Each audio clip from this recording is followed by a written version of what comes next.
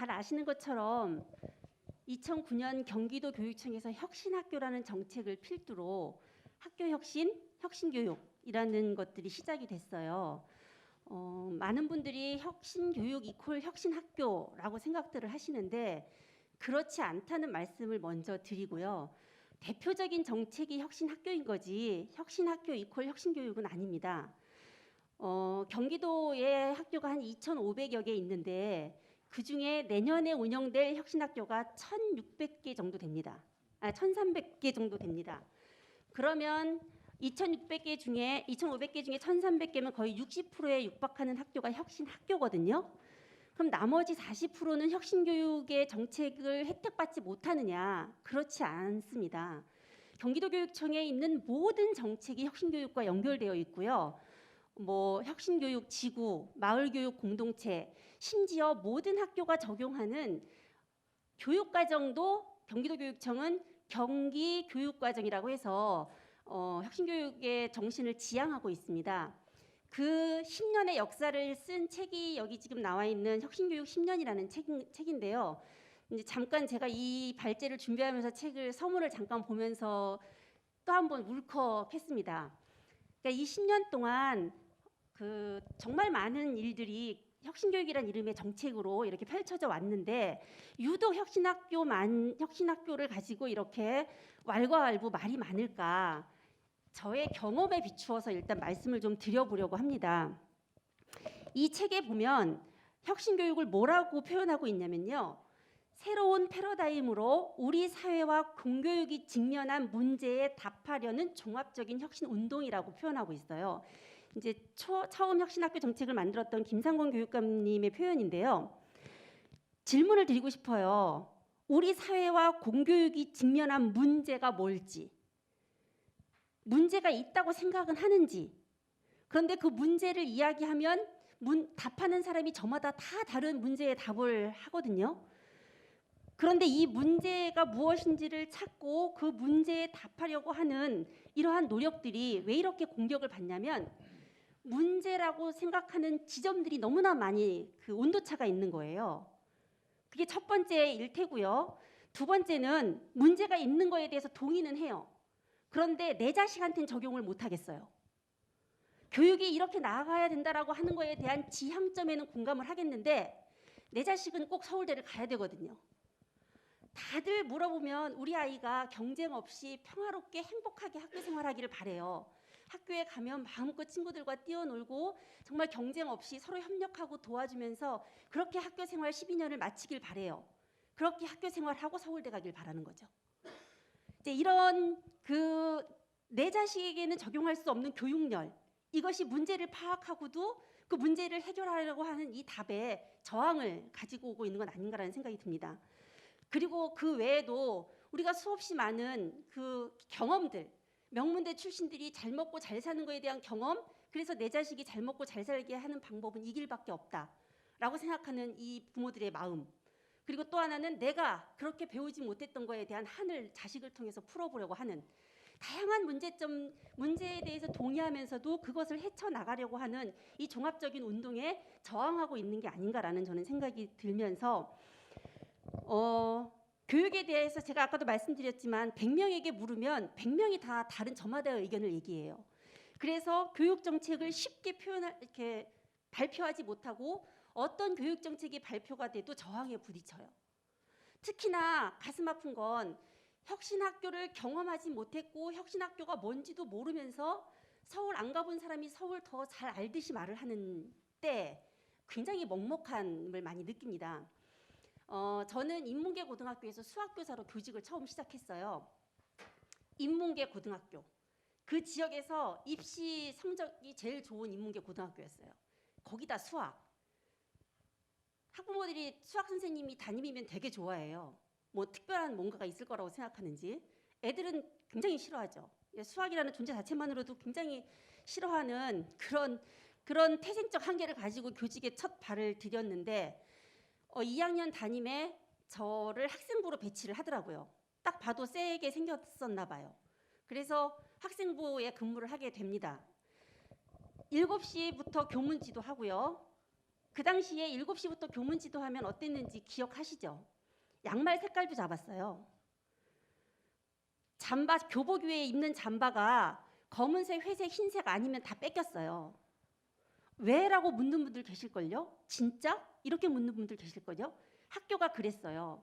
학생은 통제의 대상이고 학생들의 인권이라는 것은 있어서는 안 되는 것이 그 20년 전의 학교였단 말이에요.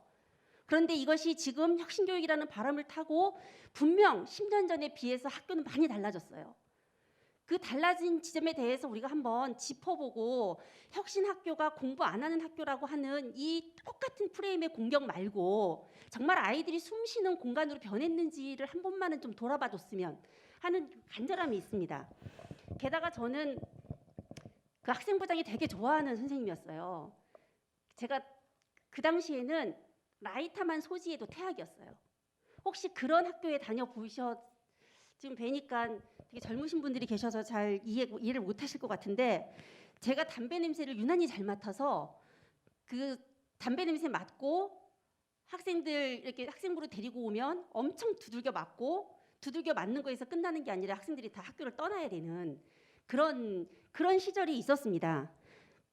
지금은 그리고 또 이제 제가 수학교사라고 말씀드렸잖아요. 수업에 들어가면 아이가 저한테 양해를 구하고 자요. 그러니까 인문계 성적 좋은 인문계 학교 애들이라 그냥 대놓고 자는 게 아니고 양해를 구하고 자요. 그 당시에는 저는 수리 영역이 필요 없습니다. 대학 진학에. 그래서 이 시간에 푹 자야 다음 시간 국어 시간에 수업을 잘 들을 수 있으니까 양해해 주세요. 그래서 그 아이들이 깨지 않게 조용조용하게 수업을 했던 모든 것이 대학 진학에만 이렇게 집중되어 있는 학교에서 수업 중에 학생과 교사가 이렇게 교류를 한다든가 이런 것들은 상상도 할 수 없는 그런 학교 생활을 그러니까 제가 혁신교육 이전의 교사로서의 모습이에요. 그러면서도 정말 열심히 가르치긴 했습니다. 아이들을. 그리고 그 아이들을 원망했어요. 내가 이렇게 열심히 가르치는데 왜 날 한 번도 바라봐 주지 않을까. 오히려 수업 중에 아이의 눈을 맞추고 아무개야 이렇게 부르니까 왜 자기만 자꾸 부르냐고 귀찮아하면서 책상을 이렇게 엎어버리고 나간 학생들이 있었거든요. 그 학생 뒤통수에다 대고 막 소리를 지르는 교사였어요. 너 이렇게 나가면 다신 학교 못 온다고. 뭐 담배 냄새로도 엄청 아이들을 잘랐으니까 뭐 그렇게 아이를 학교 밖으로 내몰면서도 그게 교사의 잘못인지를 몰랐던 거예요. 다 아이들의 내가 이렇게 열심히 가르치는데 왜 나의 이 열정에 부응해주지 않을까라고 하는 그 학생들에 대한 원망이 굉장히 컸습니다. 그리고 중학교로 이제 옮겼는데 한 10몇 년 전에는 3개 반을 털어서 4개 반을 만드는 수준별 수업이라는 걸 했어요. 영어 수학만. 그러니까 3개 반 학생들을 4개 반으로 헤쳐 모이는데 그 4번째 반을 플러스 1반이라고 불러요. 각 교실에 수업 시간에 정말 힘들게 하는 학생들이 모아놓는 거예요. 그 플러스 1반에다가.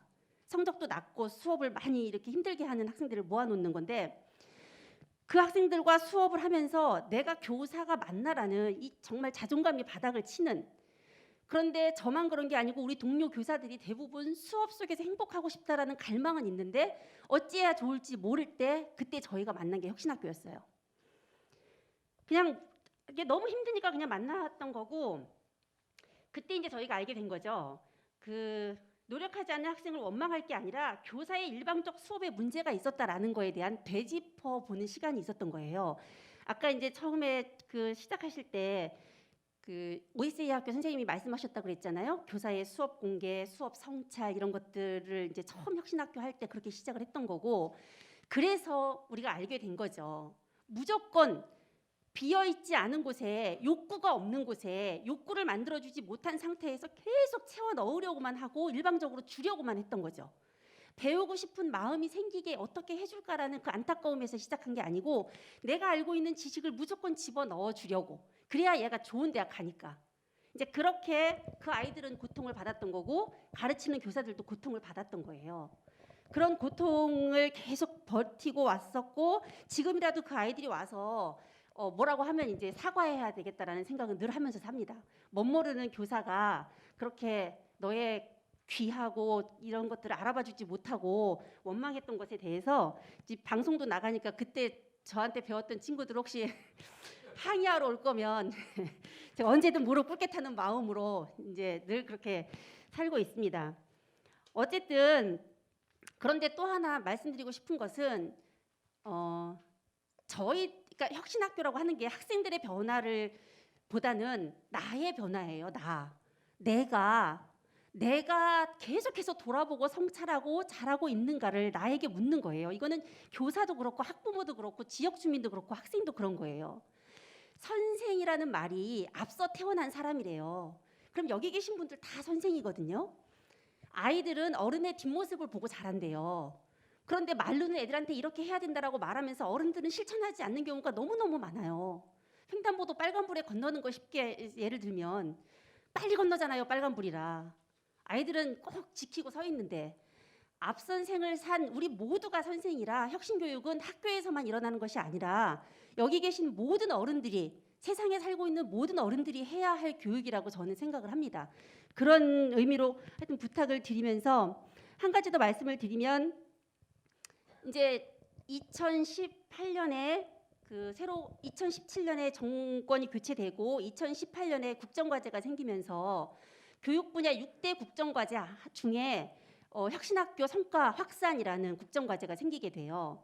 그래서 드디어 국가적으로도 이 혁신학교의 성과들, 물론 과오도 있을 거예요. 그렇지만 무조건 혁신학교를 확산하겠다는 게 아니고 혁신학교의 10년의 성과들을 발굴해서 그것들을 정책화하겠다라고 하는 국정과제가 생기게 돼요. 그래서 교육부에 가서 근무를 하게 됐는데 그때 첫 번째 저에게 주어진 미션이 그 초대 장관님이 이제 경기도교육청 장관이었던 김상곤 전 교육감님이 이제 장관이셨는데 EBS에 토론을 나가는데 EBS 토론 질문지에 대한 답변을 저보고 쓰라고 하더라고요. 첫 번째 질문이 혁신학교란 무엇인가였어요.